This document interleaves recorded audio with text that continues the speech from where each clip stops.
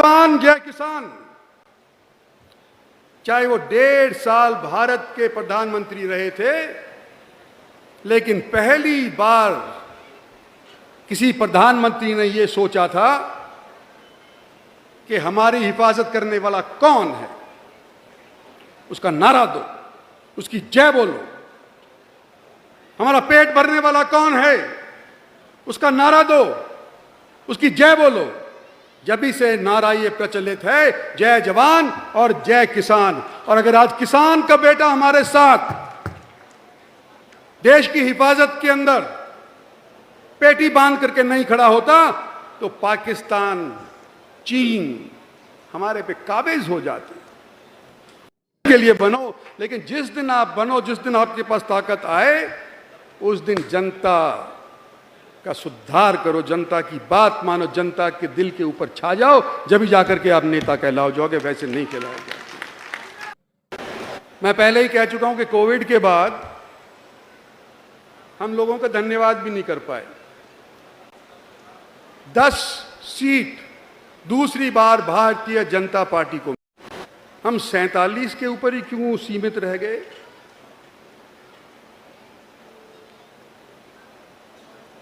और अगर यूं देखा जाए कि जहां कांग्रेस पार्टी की तूती बोलती थी, जिस एरिया को आज के दिन हम और आप अपना कहते हैं, उसमें एक भी कांग्रेसी नहीं बचा। सारे के सारे लुढ़का दिए जनता ने। और भारतीय जनता के एमएलए को वहां पर स्थापित कर दिया। तो ये हमारा आपका मिलमा क्षेत्र है, जिसके सहयोग से और नरेंद्र भाई मोदी के आज सन 14 के अंदर ये सरकार हरियाणा के अंदर बीजेपी की बनी। और दूसरी बार, अब की बार 75 पार, अब की बार 75 पार। हम भी गफलत में मारे गए कि भाई 75 तो क्या ही 80 पहुंच जाएंगे, परिश्रम करने की जरूरत ही नहीं, घर बैठो जीत जाएंगे। तो भाई हम अहीरवाल से बाहर नहीं निकले। और नतीजा क्या हुआ कि अहीरवाल के अंदर भी जो 2-4 सीटें थी, पहली दिवाई थी, उनमें भी घाट हो गई। रेवाड़ी जैसी सीट जो हम जीत सके थे, भाई जयचंद ने हरा दी, हमारी पार्टी के लोग थे, उनको इनाम भी मिल गया। और मैं क्या आपसे एक चीज पूछ सकता हूं कि क्या हम अहीरवाल तक ही सीमित लड़े, नसीबपुर की ही लड़ाई लड़ेंगे, या किसी दिन पानीपत की भी लड़ने के लिए चलेंगे?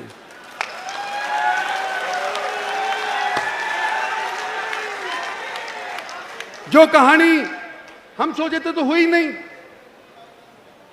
जो कह रहे थे करेंगे उनसे हुआ नहीं, तो हम उनका योगदान करने के लिए हर हरीरा की जो सरकार थी उसको गिराने वाले उनके पिता राव वीरेंद्र सिंह जी थे, और उनको हटा के खुद मंत्री बन गए थे और विशाल हरियाणा पार्टी बनाई थी। तो वो तो इनका इतिहास पुराना है। और उसके बाद जो है 1986 में भी उन्होंने डॉक्टर मनमोहन सिंह जी को, जिन्होंने उनको मंत्री बनाया था और मान सम्मान दिया था, उनकी हमारी कांग्रेस पार्टी छोड़ के, उनका चाहे वो मंत्री रहे हों, और जो उनकी शुरुआत हुई तो कांग्रेस से शुरू हुई थी, उसको छोड़ के गए। क्या ये थाली में छेद नहीं करना है? और 2000 अब जो है, कल जो बातें कह रहे थे, पिछली बार चुनाव लड़े, इससे पहले वाला चुनाव लड़े, तो क्या कहने लगे मेरा आखिरी इलेक्शन है।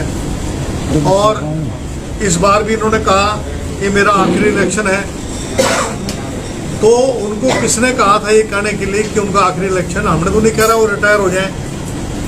वो कह रहे हैं जो मेरे प्रतिद्वंदी हैं स्वस्थ रहें, उनका ब्लड प्रेशर हाई ना रहे, उनका ब्लड प्रेशर भी ठीक है। कहते हैं कि मेरा भी तैयार है, जो उनने चुनौती दी है। और ये भी कहा है कि 500 मीटर दौड़ लगा लें तो उसके लिए भी तैयार है। और दूसरी बात यह है कि स्वास्थ्य किसका देखना चाहिए? स्वास्थ्य देखना चाहिए अपने लोगों का। कोविड-19 में जब लोग जो है श्रीमान जी एक दिन घर से बाहर नहीं निकले, उनका स्वास्थ्य का उनको फिक्र नहीं है। कितने लोग बगैर ऑक्सीजन के, मुख्यमंत्री जी ने फ्लोर ऑफ द हाउस पे असत्य बोला, अरे बोला कि ऑक्सीजन की कमी से एक भी आदमी नहीं मरा, जबकि मैं कहता हूं सैकड़ों लोग ऑक्सीजन की कमी से मरे हैं। उस वक्त राव इंद्रजीत सिंह जी कहाँ थे? आपकी काकरोना में यूनिवर्सिटी बननी थी, स्वास्थ्य क्यों बिगड़ गया उस यूनिवर्सिटी का? अब तक क्यों नहीं बनी यूनिवर्सिटी वहां पर?